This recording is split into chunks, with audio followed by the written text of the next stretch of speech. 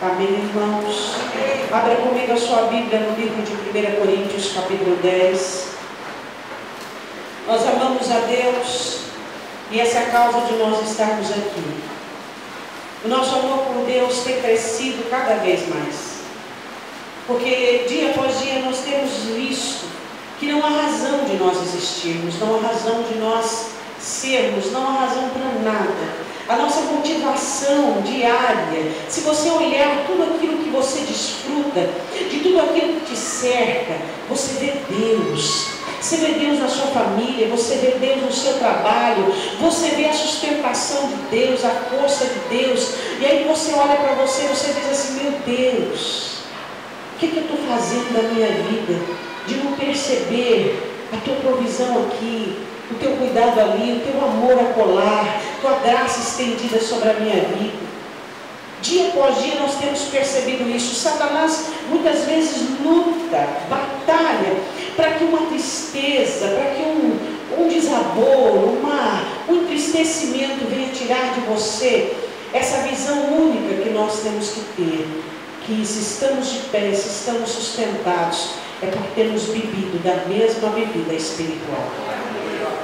1 Coríntios capítulo 10, versículo 1 ao 4, na verdade é o 5, 1 Coríntios capítulo 10, versículo 1. Ora, irmãos, não quero que ignoreis que nossos pais estiveram todos debaixo da nuvem, todos passaram pelo mar, e todos foram batizados em Moisés, na nuvem e no mar.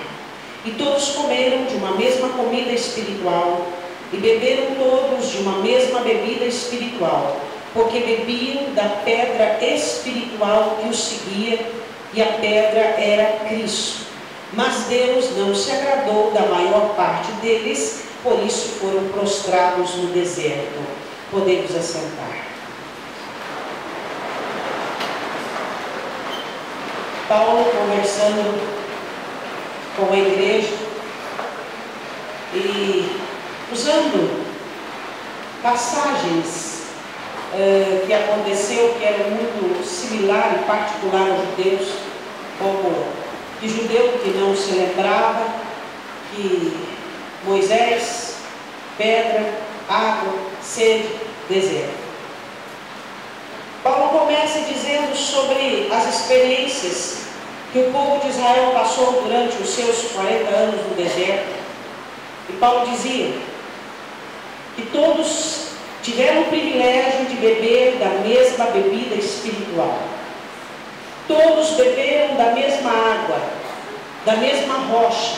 E ele dizia, sabe aquela rocha que os vossos pais tiveram o privilégio de beber dela? Ela era Cristo. Lá estava Jesus, a tipificação do Senhor Jesus Cristo. Assim como nós olhamos para essa mesa e dizemos, esse é o corpo do Senhor Jesus, este é o sangue do Senhor Jesus. Paulo dizia, sabe aquela rocha que foi ferida e dela saiu água? Aquele era Jesus, Jesus era aquele. Paulo diz assim a eles, vossos pais tiveram grandes privilégios no deserto. Água para beber, pão para comer, nuvem para cobrir, mar se abrindo, Moisés na direção. Falando de todos os privilégios que Israel teve. Aí depois do 5 ele diz assim, mas todos os privilégios que eles tiveram, não deram nada. Deus não se agradou da maior parte deles, porque eles prostraram no deserto. Jesus é a rocha que nos dá de beber. Jesus é a rocha que tem nos alimentado, que tem saciado a nossa sede. Jesus é a rocha que tem caminhado conosco, que tem nos seguido, que tem sido a nossa companhia em meio aos desertos desta vida, em meio aos vales, em meio a todas as situações que vivemos. Mas a questão é, Israel, mesmo tendo a nuvem que os cobria, mesmo tendo a liderança de Moisés, mesmo tendo o pão, mesmo tendo as aberturas dos mares, no versículo 5, Paulo enfatiza, eles pereceram no deserto. Agora, eu tenho essa rocha, essa pedra que Pedro fala, eleita e preciosa, rejeitada pelos homens, mas para nós, pedra de esquina angular. E eu tenho bebido dessa rocha, você tem bebido dessa rocha. E nós temos desfrutado de tudo aquilo que tem saído dessa rocha. Mas isso não significa, não me garante, isso só significa que eu tenho em Deus tudo que eu necessito. Assim como Israel tinha em Deus tudo o que precisava. Lê o versículo 5 novamente. Mas eles prostraram no deserto. Nós estamos passando pelo mundo, eu digo passando porque você que já tem mais de 40, já viveu a maior parte da sua vida. E alguns que têm o privilégio de estar mais jovens, na casa dos 20, se curso natural das coisas, e se for de Deus, viverá mais aí alguns anos. Mas nós que já passamos dos 40, já vivemos grande parte da nossa vida, e os anos devem trazer um peso sobre nós, os anos devem trazer uma força de experiência, de nós olharmos, analisarmos esse texto e entendermos pelo poder do Espírito Santo que habita em nós, que tudo aquilo que você tem desfrutado do Senhor Jesus, como essa mesa, como a graça, como as bênçãos, como os privilégios, como a família, como o trabalho, não garante. Não te garante. O que te garante é o que nós vamos falar nesta noite. Eu quero que você vá comigo em Êxodo capítulo 17. Vamos ver o dia e o tempo em que eles passaram sede, depois de terem experiências maravilhosas de mar vermelho se abrindo, depois das canções de Miriam, depois das águas de Mara sendo transformadas em águas potáveis. Em Êxodo capítulo 17, quando eles tiveram sede, o povo de Deus no deserto era assim. Quando eles não tinham necessidade, tudo ia bem. Foi a primeira tentação que Jesus sofreu. Está com fome? Manda que essas pedras se tornem pães. Por quê? Porque o ser humano ele é muito flexível e vulnerável nas necessidades. Por isso que o Senhor Jesus disse que nem só de pão vive o homem, mas de toda a palavra que sai da boca de Deus. Quando o povo viu o mar vermelho, Miriam pegando seus tamborins, cantando, dançando, quando o povo bebia nas águas de Mara, alegria, louvor, adoração, mas agora eles sentiam sede. E o homem precisa de água. E quando eles sentiram sede, manifestaram contenda, rebelião e revolta. A necessidade no homem tem esse poder. A necessidade na sua vida, a falta faz com que você manifeste aquilo que realmente você é. Às vezes você é gentil porque você está num ambiente amistoso, você é calmo porque você está tranquilo, você é bondoso porque está num ambiente bom. Mas quem você realmente é quando o ambiente consegue tirar de você o mal. Aí você muitas vezes justifica dizendo, foi o ambiente, foi a situação. Não. Ninguém tira de si, Jesus disse, aquilo que não tem. O ambiente tem o poder de tirar de nós aquilo que existe dentro de nós e que muitas vezes passa batido. Aos olhos nus não conseguimos enxergar, mas a necessidade ela tem o poder de fazer o tranquilo e calmo se tornar agressivo, de fazer com que o bondoso se torne mau, se realmente ele for. Diga, necessidade mostra quem eu sou. E assim é, por isso que Deus disse, eu os levei ao deserto e vos permiti passar fome para que vocês enxergassem o que havia no coração de vocês. A necessidade faz com que nós manifestemos aquilo que verdadeiramente nós somos. A dificuldade faz que nós manifestemos verdadeiramente o que nós somos. E aí nós nos deparamos com aquilo que somos e olhamos para aquele que é. Diga ao povo que eu sou. E olhamos para o grande eu sou e dizemos, Senhor, isso aqui é o que eu sou. Então, Senhor, que aquilo que vem de Ti venha transformar o meu coração. A Bíblia diz assim que o povo começa a ter sede e a primeira pessoa que eles vão atacar é a liderança humana, porque Deus eles não conseguiam tatear e alcançar, mas Moisés por vezes dizia, quando vocês se voltam contra mim, não é contra mim, é contra Deus, porque eu sou apenas um instrumento dele. E a Bíblia diz em Êxodo 17, depois, versículo 1, da congregação dos filhos de Israel, partiu do deserto de Sim pela sua jornada, segundo o mandamento do Senhor, e acampou em Refidim e não havia ali água para o povo beber. Então contendeu o povo com Moisés e disse, dá-nos água para beber. E Moisés lhes disse, por que contendeis comigo? Por que tentais ao Senhor? Quando você passa por alguma dificuldade, alguma necessidade, e você começa a agredir pessoas, se tornar agressivo, quando você começa a dar vazão ao mal que existe em você, porque o mal existe em todos nós, mas quando você enxerga como filho de Deus, você obviamente dobra o seu joelho no chão e escuta o conselho que está escrito em Tiago, que diz: confessa a tua miséria, transforma a sua alegria em tristeza, o seu riso em pranto, diga ao Senhor Deus: olha aqui o que eu estou pensando, olha aqui o que eu estou sentindo. Mas quando você dá vazão àquilo que você sente, você não só está ferindo, você não está machucando, você está tentando Deus. O que é tentar o Senhor? Moisés olha para o povo e diz assim: por que vocês contendem comigo? Vocês estão tentando ao Senhor, não crendo nele, não confiando nele. Versículo 3, tendo pois ali o povo sede de água, o povo murmurou. Então vamos acompanhar ali, contendas, tentar a Deus, murmuração. Moisés disse: por que nos fizeste subir? Murmurou contra Moisés e disse, o povo dizendo: por que nos fizeste subir do Egito? Para nos matares de sede a nós, aos nossos filhos e ao nosso gado. Você acha que Deus os tirou do deserto para matá-los, do Egito para matá-los no deserto? Não. Mas é que passa cada coisa na cabeça de uma pessoa que está passando por um momento difícil, que é uma coisa absurda. Agora, passar na cabeça é uma coisa, exteriorizar é outra. Passou na cabeça, você dobra o joelho no chão e fala: Senhor, tenha misericórdia da minha mente, tenha misericórdia de mim, Deus, eu não posso pensar isso, eu não posso achar isso, isso vai contra tudo aquilo que eu tenho vivido, tudo aquilo que eu tenho aprendido, porque a rocha que tem me seguido no deserto desta vida, desde que eu me converti, a rocha é Cristo. Nunca faltou água, nunca faltou provisão, nunca faltou alimento, nunca faltou graça, nunca faltou. A situação ruim chegou, mas o Senhor também. A escassez chegou, mas o Senhor também, que é o pão da vida. O Senhor nunca me faltou, então não tem motivo para eu pensar essas asneiras, essas coisas que me detonam por dentro.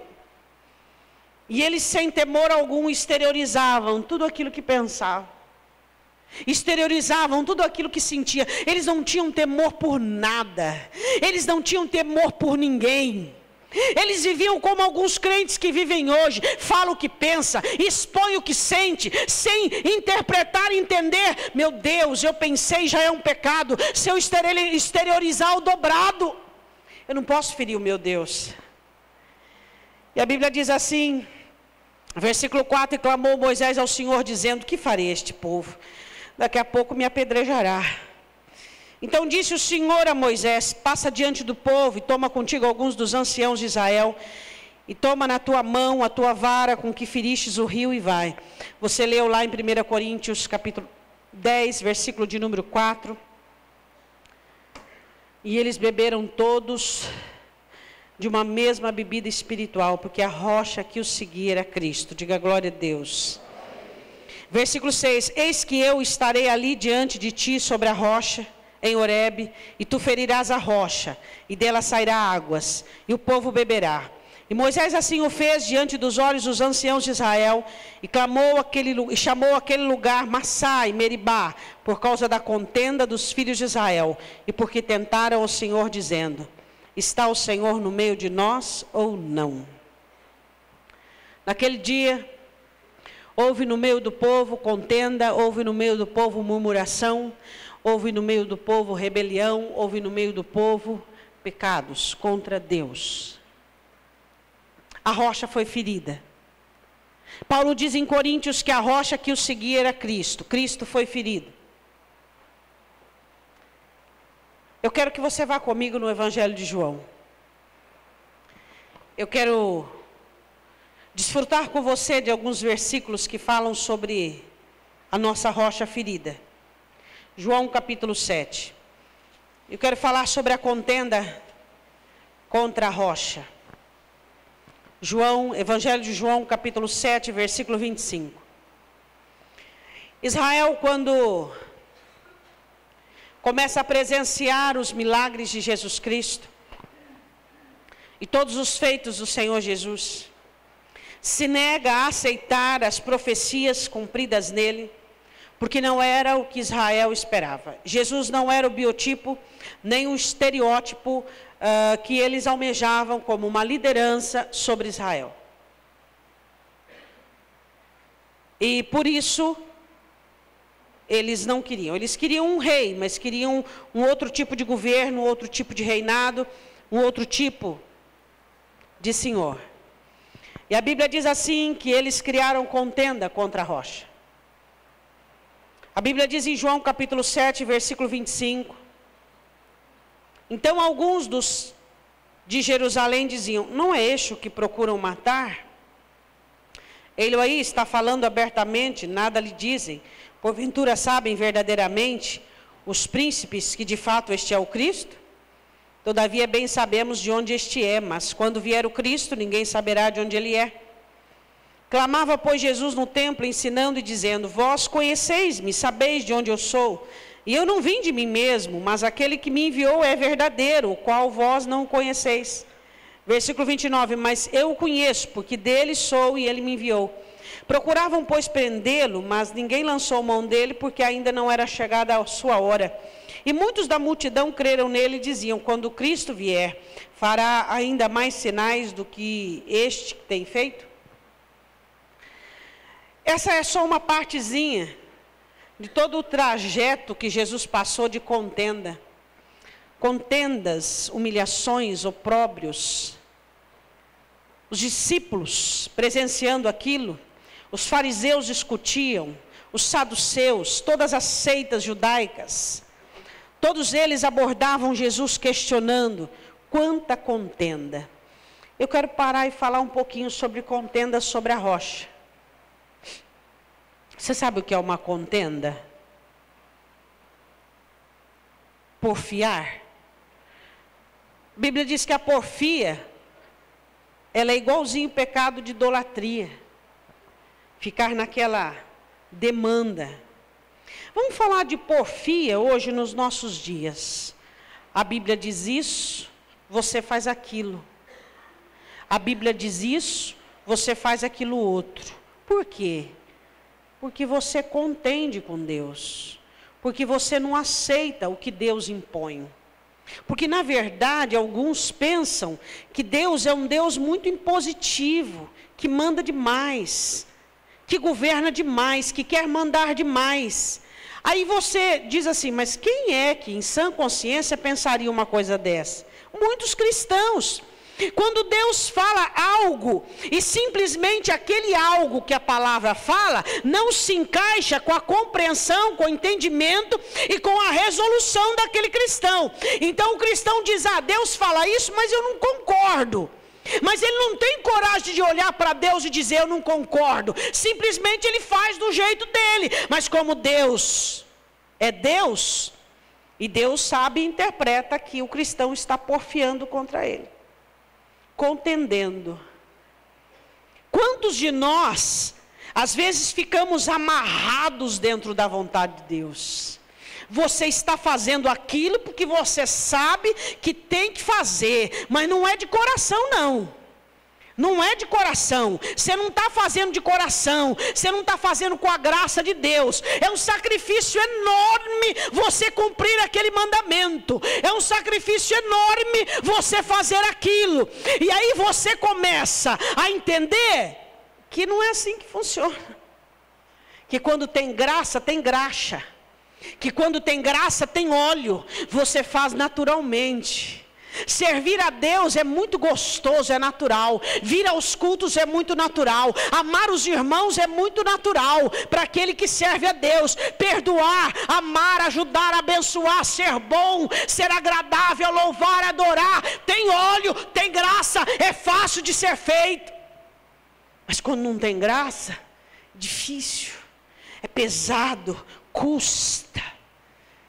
É um sacrifício enorme. E você acha que Deus está se agradando desses sacrifícios? E você acha que Deus está se agradando do seu esforço, mas mal você sabe que você está porfiando contra Ele, contendendo.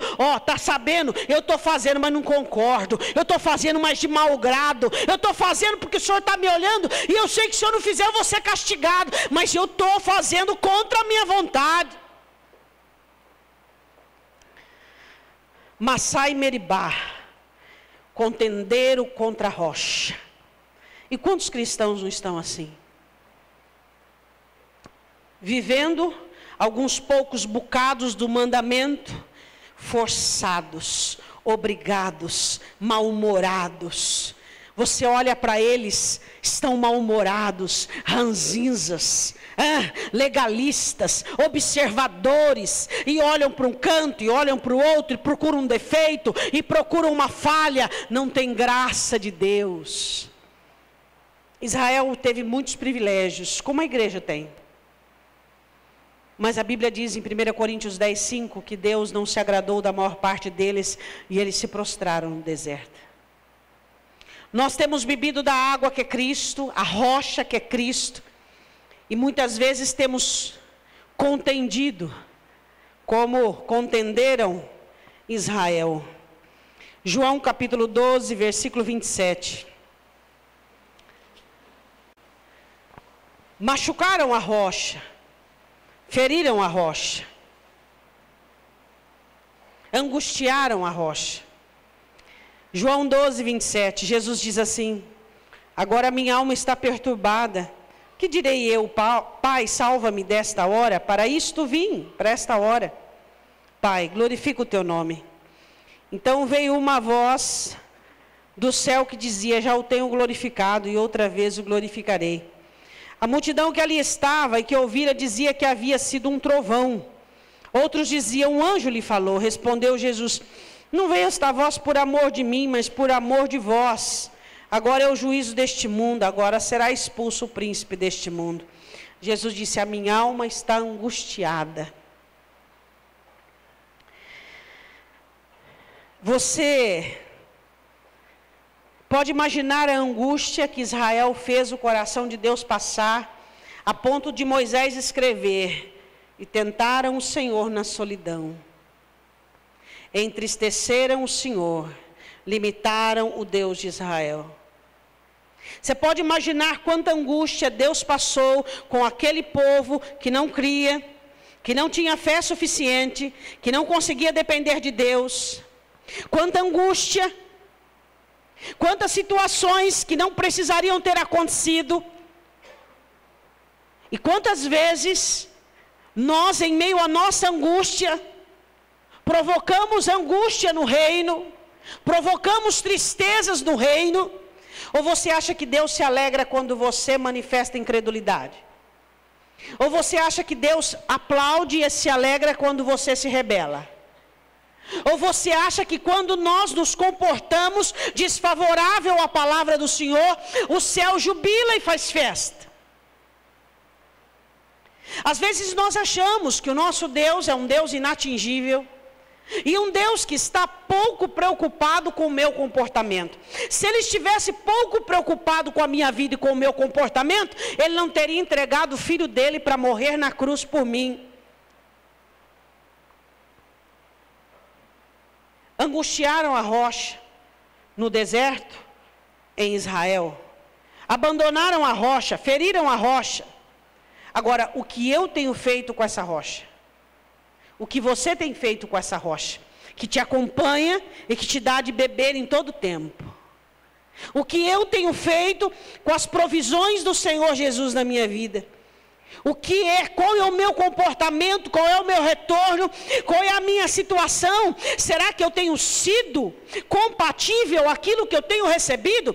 Ah, mas tudo bem, eu não sou digno e nunca serei, tá? Mas eu preciso estar pelo menos numa disposição favorável de ação de graças, de quebrantamento, de dizer: Senhor, eu reconheço que a rocha foi ferida e que está me dando de beber. Eu reconheço a provisão diária, eu reconheço a minha família, o meu trabalho, a minha saúde, os dons que o Senhor me deu. Eu reconheço a tua vida em minha vida. Porque a rocha que tem nos acompanhado neste deserto se chama Jesus Cristo. É dele que vem toda a sua provisão, toda a minha provisão. Se você está de pé, se você pode cantar, se você tem esperança para amanhã, é por conta dele. Eu quero que você vá comigo em João capítulo 19. A rocha continua sendo ferida. Não foi suficiente para Israel crucificar Jesus. Jesus passou uma noite inteira de tortura. O rosto dele ficou desfigurado de tanto apanhar. Você pode imaginar os soldados romanos, os soldados mais elitizados, mais fortes, mais musculosos. Paulo fala alguma coisa sobre a milícia romana.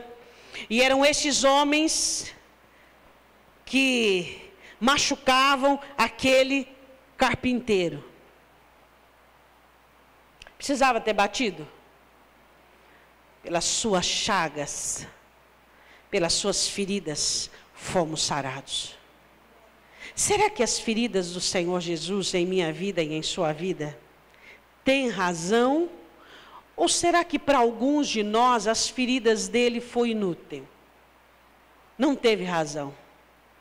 Porque ele foi ferido para que eu fosse curada, para que você fosse curado, para que nós não fôssemos mais detidos, como eu disse de manhã, pelas nossas enfermidades, para que nós pudéssemos ser livres para louvar, para adorar, para servir, sem sermos detidos por essa complexidade humana, para sermos livres de todo esse embaraço. Ele passou por uma noite inteira de espancamento, de tortura. E no capítulo 19 de João, Pilatos, pois, tomou então Jesus e o açoitou. E os soldados, tecendo uma coroa de espinhos, já puseram sobre a cabeça e lhe vestiram roupa de púrpura. Versículo 17. E levando ele às costas a sua cruz, saiu para o lugar chamado Caveira, que em hebraico se chama Gólgota. Versículo 34. Contudo, um dos soldados lhe furou o lado com uma lança, e logo saiu sangue e água. Para se cumprir a profecia que nenhum dos seus ossos seriam quebrados. Tudo isso aconteceu com o Senhor Jesus. E hoje nós fazemos memória. Qual a razão de tanto sofrimento? Qual é a razão de tanto sofrimento? Qual é a razão de tanta ferida? Qual é a razão de tanta dor no Senhor Jesus? Qual é a razão que Israel contendeu? Qual é a razão que Israel murmurou? Qual é a razão de rebelião da parte de Israel? Qual é a razão dos levantes de Israel? Qual é a razão? Não tem razão. Qual a razão que fizeram isso com Jesus? Qual a razão? Não tinha razão. Seus levantes não têm razão, sua contenda não tem razão, sua murmuração não tem razão, sua rebelião não tem razão. Não há razão para que nos comportemos, muitas vezes quando nós nos comportamos mal-humorados, azedos, irritados. Por quê? Porque a graça que nos alcançou, escrevendo o nosso novo nome no livro da vida, nos dando a esperança do arrebatamento, deveria trazer dentro de nós a alegria. O povo no deserto deveria marchar as suas jornadas e dizer: nós éramos escravos no Egito, agora nós somos livres, caminhando para a nossa terra prometida. Mas não. Ora era pela sede, ora pela fome, ora ela era pelo desejo, ora era por nada, por rebelião, por ciúmes, por contenda, por tanta coisa humana. Às vezes perdemos as coisas divinas porque nos entregamos e nos detivemos pelas coisas humanas. A rocha continuava sendo ferida, a rocha continuava recebendo contenda. O mesmo Israel que contendia com a rocha espiritual que era Cristo, agora contendia com o próprio Cristo humanizado. E assim é. E aí nós olhamos para nós como igreja. E o que é que eu e o que é que você tem feito da rocha que se chama Cristo, que tem sido derramado sobre nós diariamente? A rocha foi ferida e produziu vida. Jesus morreu na cruz e me deu vida e te deu vida. E te deu provisão espiritual, física.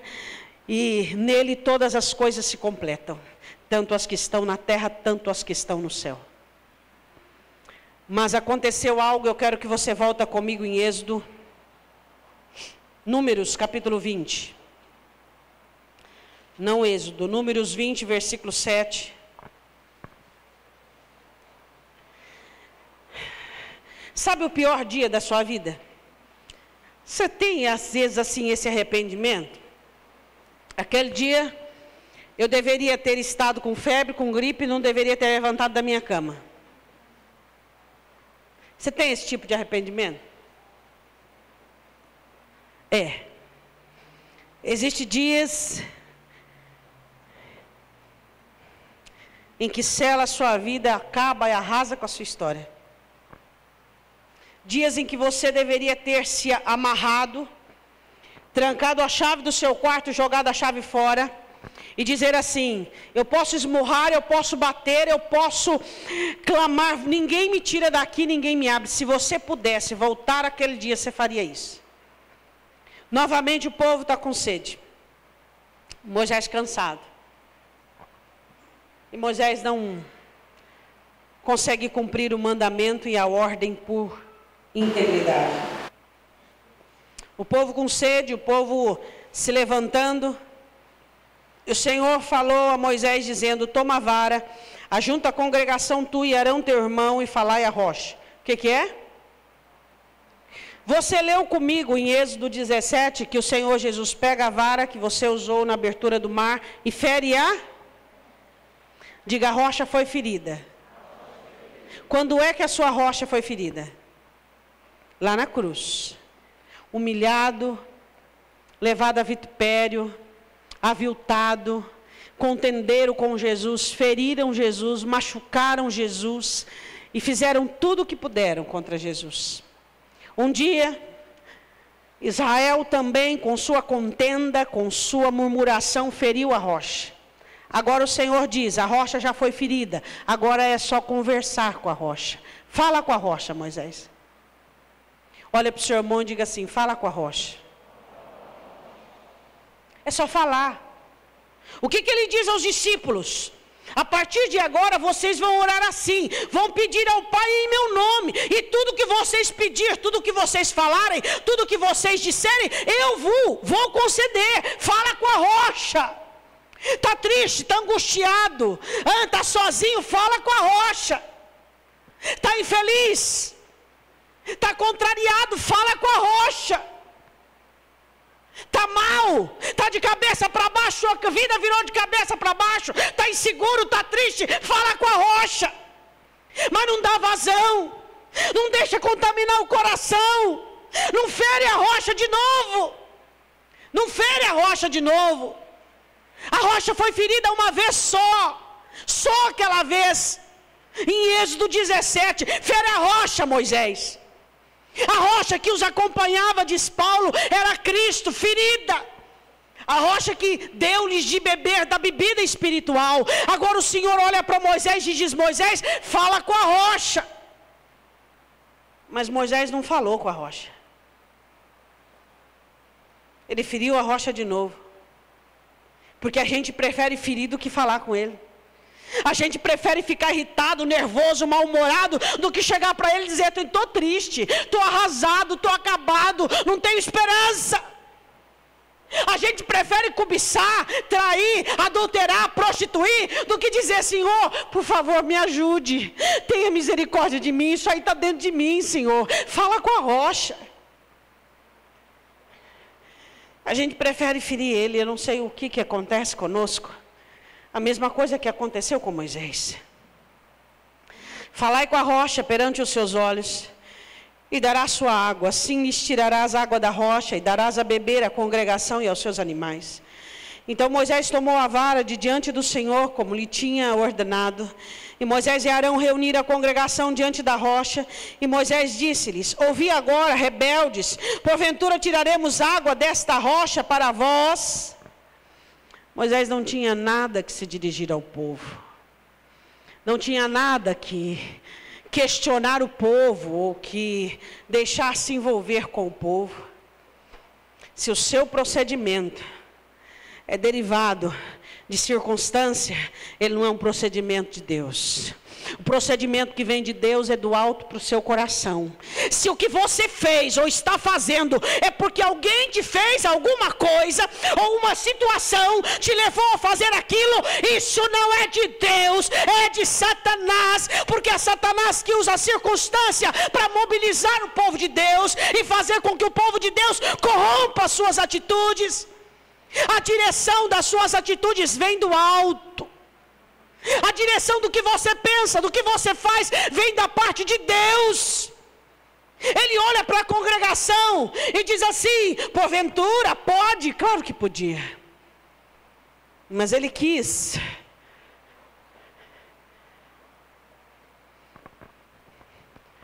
ter essa dinâmica com o lado de fora. Dinâmica do lado de fora.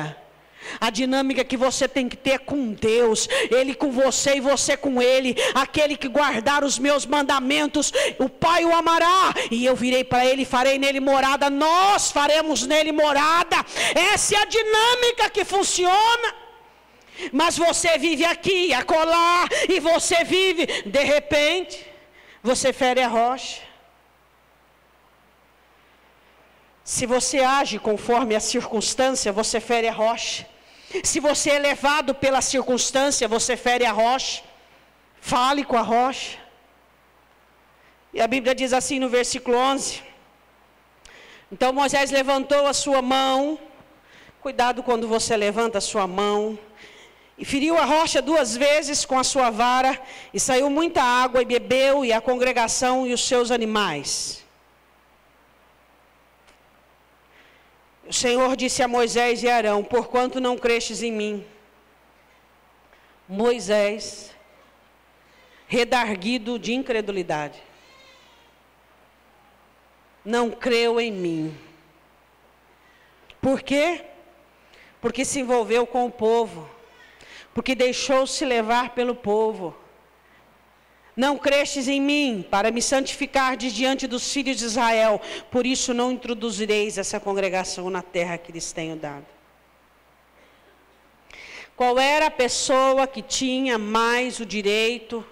Qual era a pessoa que deveria ter isso como presente? Qual era a pessoa mais indicada a pôr os pés na terra prometida, senão esse Moisés? Mas ele prostrou no deserto como povo. Se você não falar com a rocha, ao invés de continuar ferindo-a com suas atitudes tempestuosas, você também se prostra no deserto, como alguns irão se prostrar. Por mais habilidades que você tem, por mais direitos, condições, herança e promessa, você vai prostrar como alguns irão se prostrar e não vão poder pôr os pés na Canaã celestial. Ele se prostrou junto com o povo. Em Deuteronômio capítulo 3, ele recorda uma oração, vá lá comigo. 23. Ele recorda uma oração que fez a Deus, pedindo ao Senhor que o perdoasse, pedindo ao Senhor que lhe desse uma chance. Deuteronômio 3:23, a Bíblia diz assim: existem pecados que não ore por eles, porque para eles não tem solução. E eu sempre digo a vocês, existe erro e erros. Às vezes nós cometemos alguns erros, passamos por consequências, ok, tudo bem. Mas existe erro que você comete que é fatal. É fatal. Por isso nós precisamos tomar muito cuidado. Ao brincarmos, ao desvalorizarmos as nossas atitudes. A Bíblia diz assim em Deuteronômio 3:23. Também eu pedi a graça ao Senhor no mesmo tempo, dizendo: Senhor Deus, já começastes a mostrar ao teu servo a tua grandeza e a tua forte mão, pois que Deus há nos céus e na terra que possa fazer segundo as tuas obras e segundo os teus grandes feitos. Rogo-te, me deixes passar para que veja esta boa terra que está além do Jordão, esta boa montanha e o Líbano. Porém o Senhor se indignou-se muito contra mim por causa de vós, e não me ouviu. Antes o Senhor disse: basta, não me fales mais deste assunto. Sobe ao cume de Pisga, levanta os teus olhos ao ocidente, ao norte, ao sul e ao oriente, e vê com os teus olhos, porque não passarás este Jordão. Você sabe quantas orações de Moisés Deus respondeu? Quantas? Todas. Todas as orações de Moisés Deus respondeu. Quando Deus estava disposto a acabar com o povo, e Moisés dá a cara a tapa, dizendo assim: então risca o meu nome do teu livro. Deus disse: tudo bem, a minha presença vai, não é o Senhor, não quero anjo, né? Amém, é assim, Moisés. Nenhuma, só essa. Por quê? Porque foi o erro. O erro. Mas qual é o problema? A rocha já foi ferida, ela não pode ser ferida novamente. Olhe para o seu irmão e diga: não fira a rocha novamente. Eu quero que você vá comigo em Hebreus. Esse texto é um texto que arrepia qualquer crente. Todo aquele que é crente fica arrepiado quando lê isso aqui. Hebreus capítulo 6. Todo crente que é crente lê Hebreus 6, do 1 ao 6, e fica arrepiado. Todos abriram? Essa rocha tem nos dado de beber. Essa rocha chamada Cristo, que tem nos acompanhado nos desertos desta vida, nos dando sombra, nos dando cobertura, nos abençoando. Hebreus 6 diz assim: por isso, deixando os rudimentos da doutrina de Cristo, ou seja, deixando a base, prossigamos até a perfeição, nosso alvo a perfeição, lógico que não lançando de novo o fundamento do arrependimento, das obras mortas e da fé em Deus, não mexa naquilo que já foi determinado, da doutrina dos batismos, exposição de mãos, da ressurreição dos mortos, do juízo eterno. Isso faremos se Deus permitir, versículo 4, porque é impossível que os que já uma vez foram iluminados, você foi iluminado? Olhou para Jesus e disse: Salvador, amém? E provaram o dom celestial. Qual é o maior dom celestial? A salvação, seu nome é escrito no livro da vida. E se tornaram participantes do Espírito Santo. Quem aqui já ouviu o Espírito Santo, ou sentiu o Espírito Santo, ou recebeu algo do Espírito Santo? Diga amém. E provaram a boa palavra de Deus. Quem já provou da boa palavra de Deus? E as virtudes do século futuro, recebendo da parte de Deus tudo aquilo que vem para mostrar o dom celestial, a graça, o poder de Deus. Diga amém. Amém.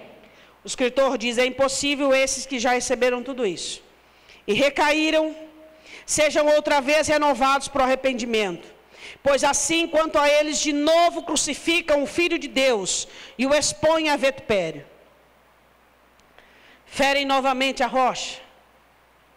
Não falam com a rocha.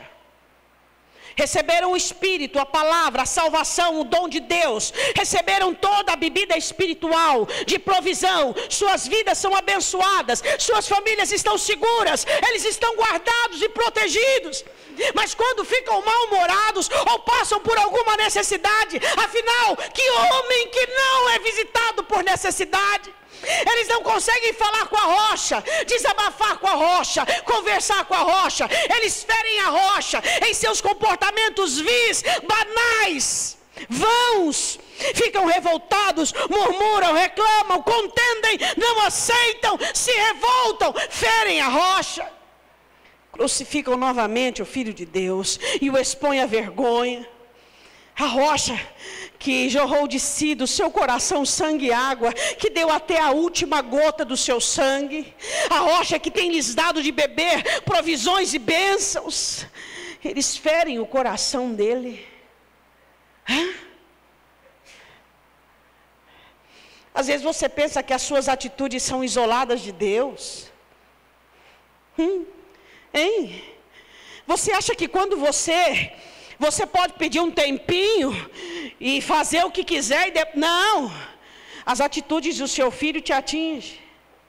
E você que é humano, que é mau, nós que somos maus, Você acha que as suas atitudes não são relevantes para Deus? Hein? Expõe Cristo à vergonha, ferem o coração de Deus, simplesmente porque estão passando por necessidades, contendem com Deus, murmuram. Vá comigo em Hebreus capítulo 10,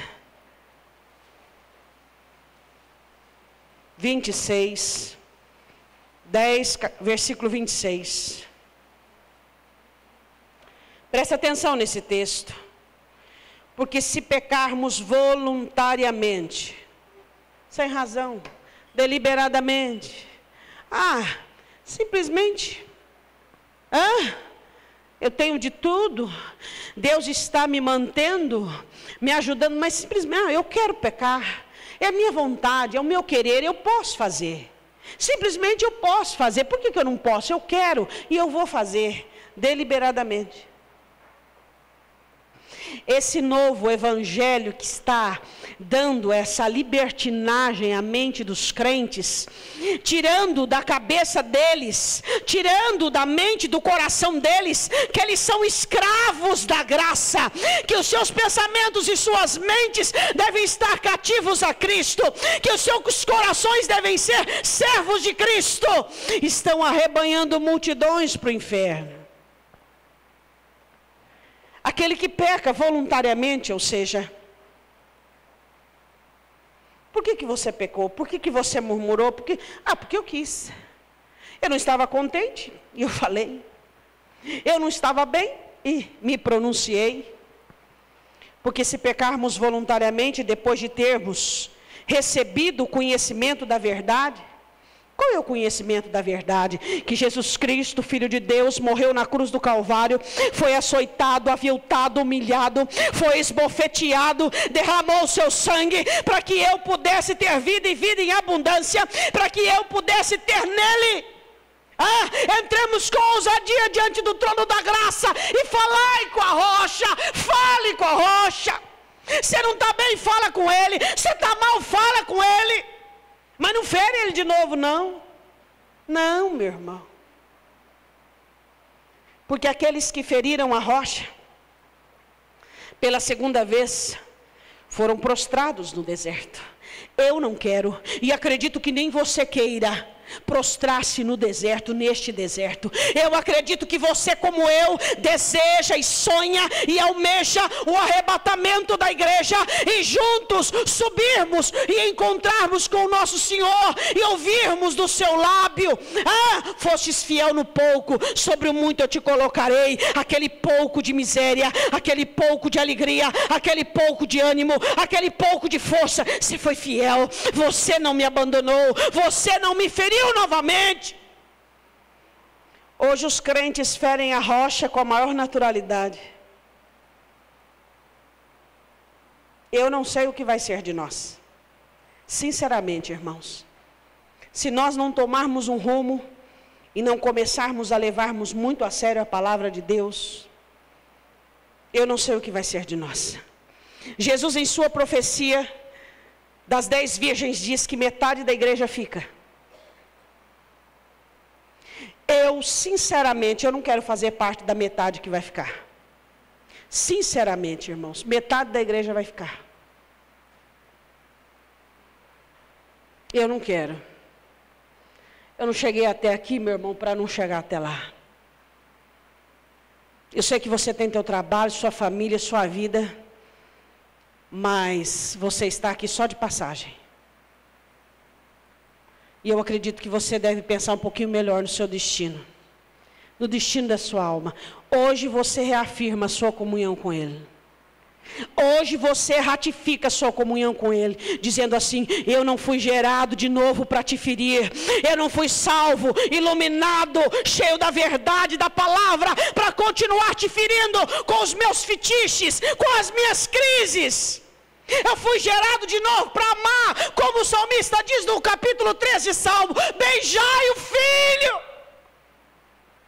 para que ele não se ire e você pereça no caminho. Beijai o filho, amai o filho.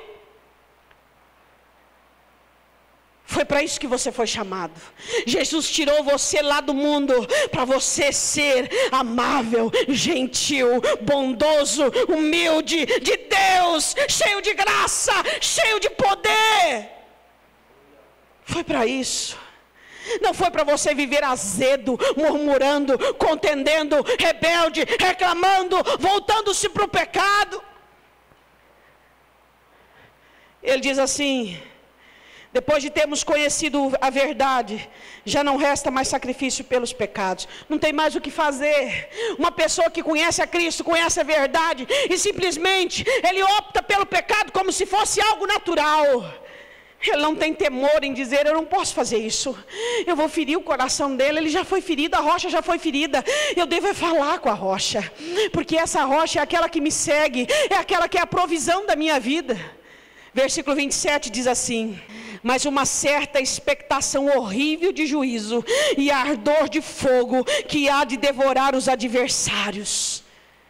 Aquele que peca deliberadamente irá ter a mesma recompensa dos adversários do reino, dos adversários de Deus. Serão reconhecidos como adversários, porque quebrando alguém a lei de Moisés, morre sem misericórdia, só pela palavra de 2 ou 3 testemunhas. Agora presta atenção nesse versículo 29. De quanto maior castigo cuidais vós, será julgado merecedor aquele que pisar o Filho de Deus, e tiver por profano, mundano, comum, isso é profano, o sangue da aliança, com que foi santificado, e fizer agravo ao Espírito Santo, ofensa, injúria, afronta. O que é agravo? Ofender, ofender, injúria, resistência. Pisar o Filho de Deus. Diga comigo: pisar o Filho de Deus. Você sabe o que é pisar Filho de Deus? Pecar. Pecar. Pecar como se você não tivesse conhecido a verdade. Pecar como se você fosse qualquer um. Pecar como se você não tivesse sido salvo do pecado. Pecar como se fosse uma coisa natural. Pecar deliberadamente.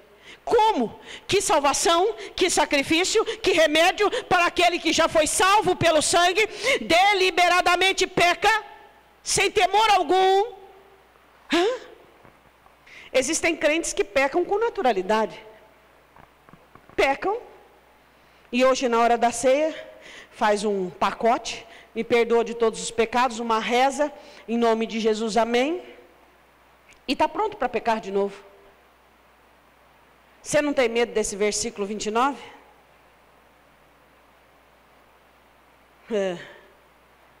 Pisar o Filho de Deus, fazer profano o sangue de Cristo, comum. Toma a ceia como se bebesse um bocadinho de suco de uva lá e um pedacinho de pão. Claro que você não faz isso. Nenhum de nós somos loucos. Nenhum de nós somos loucos. Mas infelizmente existem muitas pessoas que andam fazendo isso. Aqueles que conhecem a Cristo não olham para trás. Isaías profetizando, Isaías 32, ele diz assim: que Jesus Cristo é a rocha, e aquele que conheceu a rocha não olha para trás.